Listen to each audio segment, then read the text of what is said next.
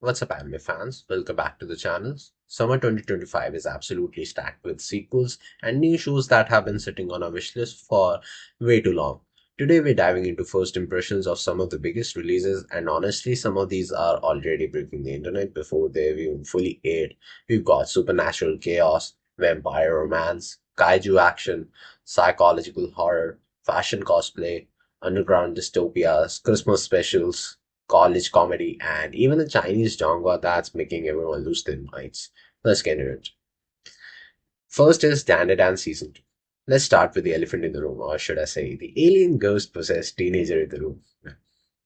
It's a bad joke, but what works, what works.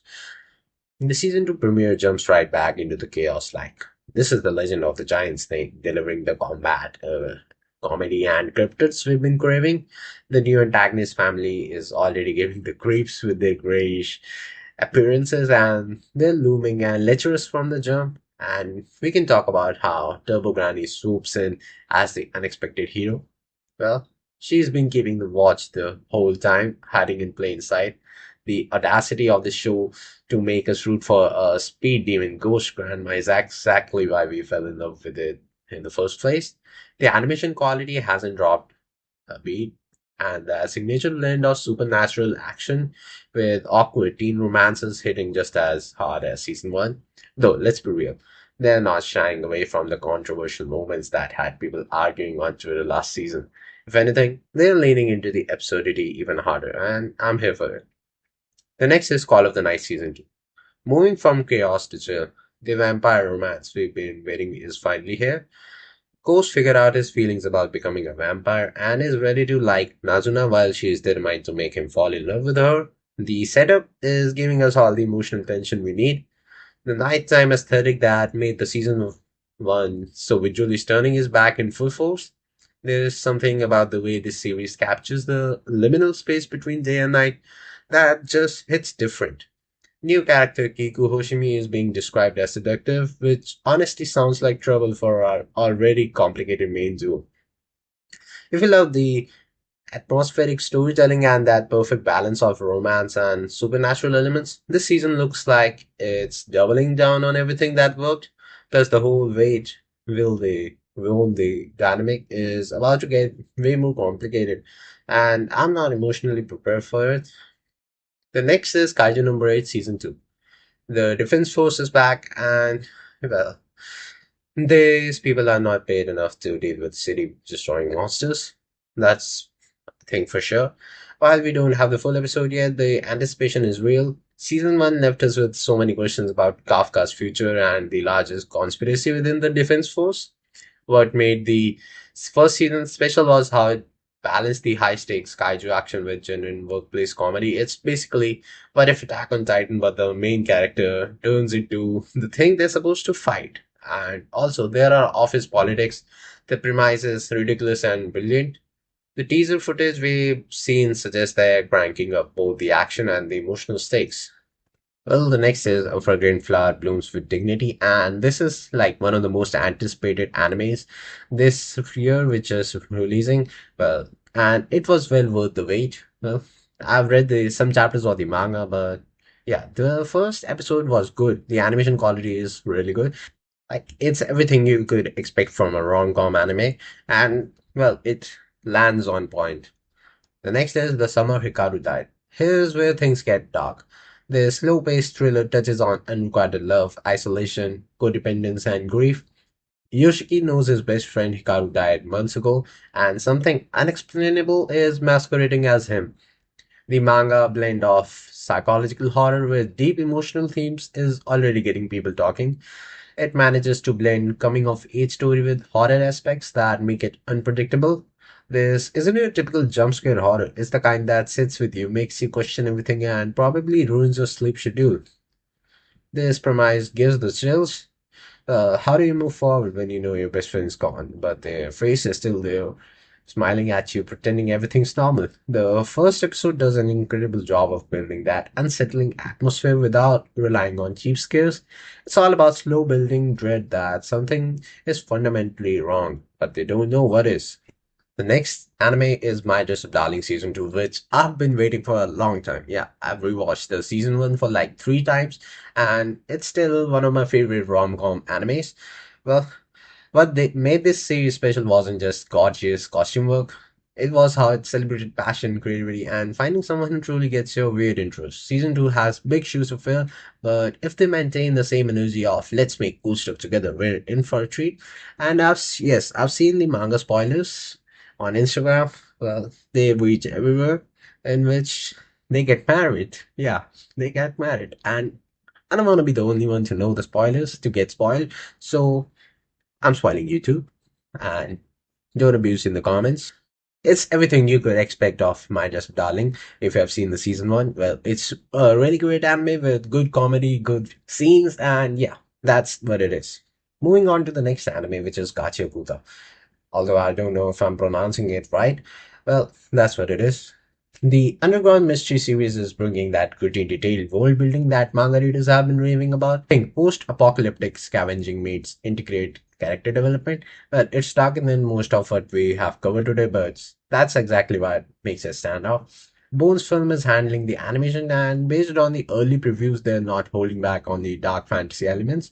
I've seen the episode 1, which is good, although there were some scenes which, like, were not sitting well with me. There's a scene where he's running and multiple people are firing guns from behind, and not a single bullet hits him. And then another scene where we see when he's being sent into the pit, the girl Shiva, if I'm not wrong, she just throws down the teddy bear, and the way she acts, I started really hating her because, like, someone you've trusted for a long time, when everybody was like distrustful of him, and then suddenly something happens which you know he couldn't have done, but still you don't trust him. You hate him for something he hasn't done. But yeah, that's the government there, and they are trusting the government, which have banished them to the underground pit or the trash area. Yeah, well, kudos to the girl with single brain cell. Some fans will say that she's just a girl, a small girl, like probably not even 18. Well, whatever. But I hate what I hate. The animation quality is although good, but at the end of the episode 1, we see a monster type of creature, which I don't know exactly what it is, but it's made up of CGI, which is like what I did not expect. Although I would like it to get a little better at the CGI, like Demon Slayer. In the recent movies of Demon Slayer, they have used CGI in scenes, many scenes, like countless scenes, but most of them don't feel like CGI. Or to be more particular, some cheap CGI. Yeah. Like the fire scenes when the Obuyashiki's mansion blows up. That fire scene was so good, it doesn't feel like cheap CGI. Although some will say that Demon Slayer has a huge budget, it spends a lot, it earns a lot by making movies from animes. Yeah, like repeating the movies, like the movies, Mugen Train has been re-released for I don't know how many times now. Well, the next is Rascal Does Not Dream of a Santa Claus.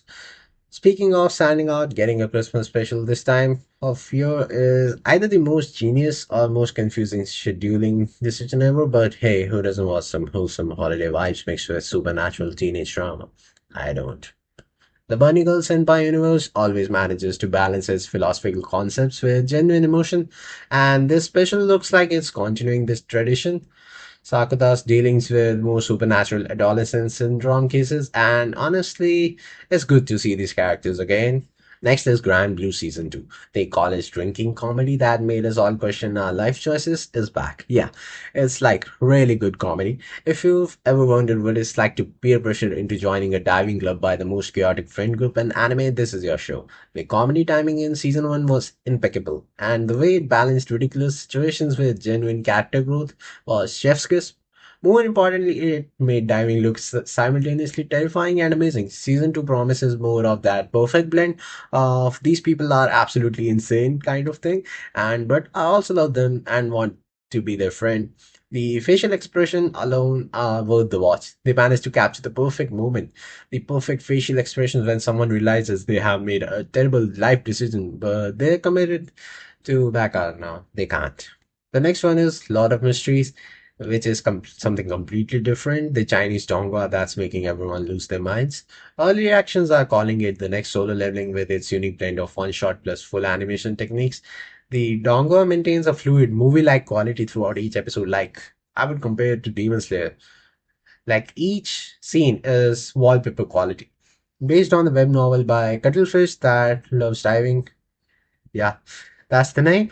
The series is being animated by BC May Pictures, and each episode is approximately 30 minutes, which is already a power move. This Victorian era mysterious setting combined with supernatural elements is giving me serious what if Sherlock Holmes was there, but with actual magic vibes. Yeah. What's interesting is how it breaks isekai stereotypes and offers sophisticated storytelling beyond typical genre tropes.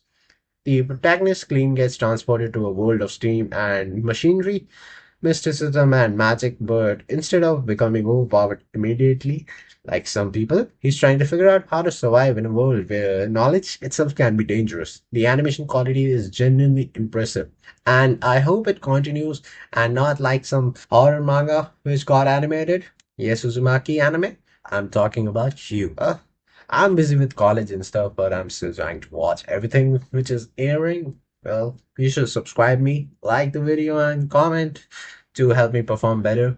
Well, until next time, keep those watch lists ready and your expectations high. Well, maybe keep them realistic, but also maybe don't. Who the fuck cares? This is anime after all, and summer 2025 is looking like it's going to be absolutely unhinged in the best way possible. So keep watching anime.